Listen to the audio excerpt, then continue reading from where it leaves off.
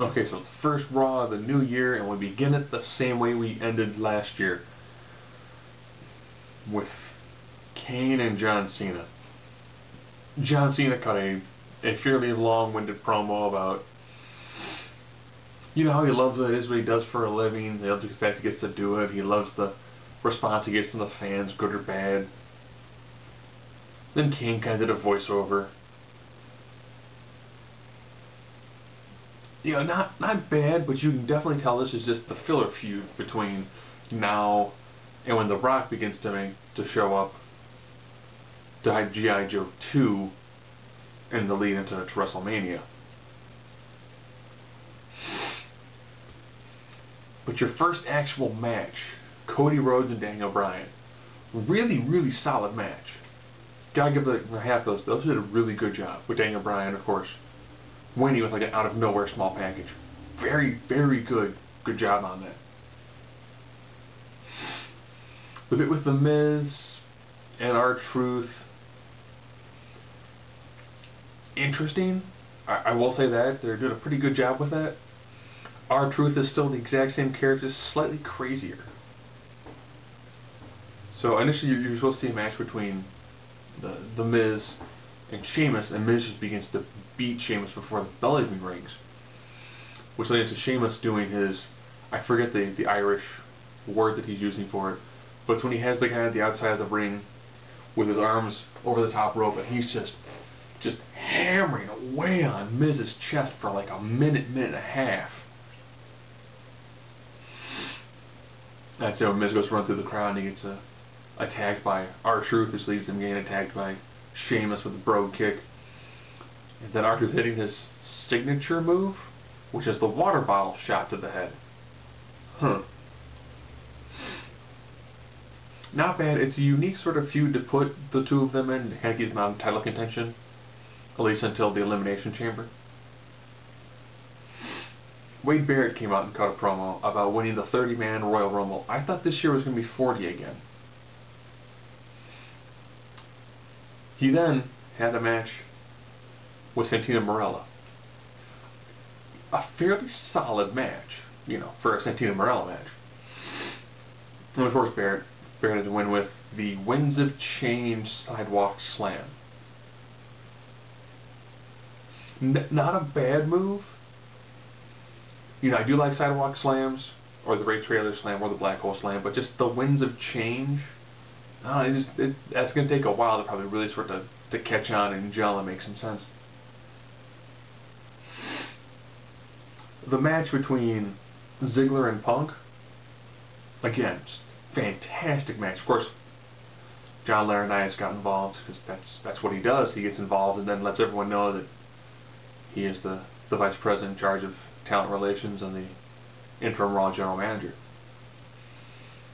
And Ziggler wins via countout. All in all, a really decent match, And then, of course, it's going to lead to their match at Royal Rumble, where it's Punk versus Ziggler with John Laurinaitis as the guest referee. So they're starting to stack the deck against Punk a la Cena, and then Punk will probably find some sort of way to pull us out in the very end, because he needs to.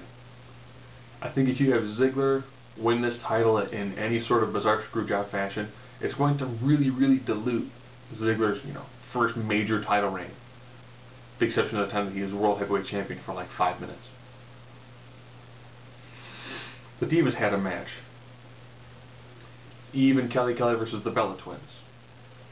Where they mention of Eve being a former Divas champion, Kelly being a former Divas champion, plus the fact that the Bellas were former Divas champions.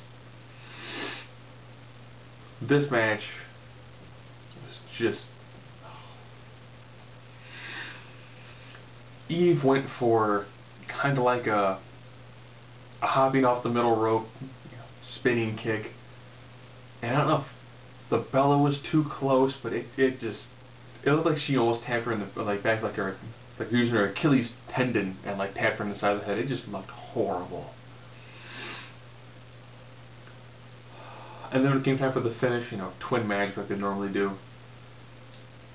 and the Bella was actually in the wrong spot and not actually pinning Eve.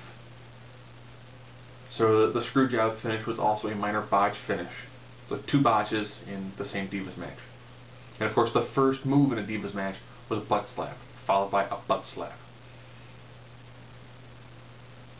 The main event was supposed to be a 6-person elimination tag match, with Swagger, Henry, and Kane taking on taking on Ryder, Cena, and Show. But Kane didn't come down, so it started out 2-on-3.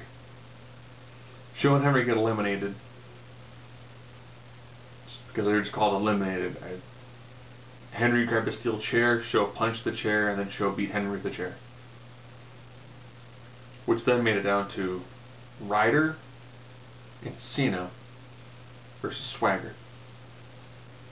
Now, like 2 years ago, John Cena was beating like 7 guys at a time. He pretty much defeated the whole Nexus by himself.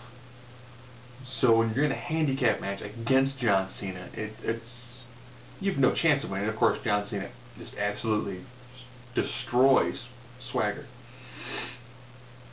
Then they're celebrating. Kane tries to pull Ryder into the ring. Cena saves him, and then there's an explosion from there, followed by what you can easily hear is the fire extinguisher being sprayed. Oh, and today was also the 1-2-12, or 12-12. And of course, the person who came out was Jericho. In probably one of the coolest shirts and jackets I've ever seen in my life. This is the jacket, he was shirtless, because that's how Jericho rolls. You know, sparkly lights all over, thinking, you know, a sparkly jacket like that with lights and twinkling, that's what you wear to a movie theater, for a movie you really don't want to see. Just to antagonize everyone else there. So what does Jericho finally say? Nothing. He kind of like pranced around the ring for like 10 minutes, and pointed and got people to cheer. And he put the mic up and be like, come on! Like put the mic back down, so you know, getting people to cheer his name and to chant and scream welcome back and Y2J. So that was it. We were first hoping he was gonna, you know, make a really strong heel statement afterwards, so get everyone all excited and then crush them. Maybe next week he'll come back out in the suit and tie, talk about how we're all, you know, sycophants and, you know, thieves, Popinjays, whatever sort of weird words he wants to use to describe the fan base. So it was great to see him come back. I'm also trying to figure out, will it be Jericho Punk at Mania? Or will it be Jericho Taker at Mania?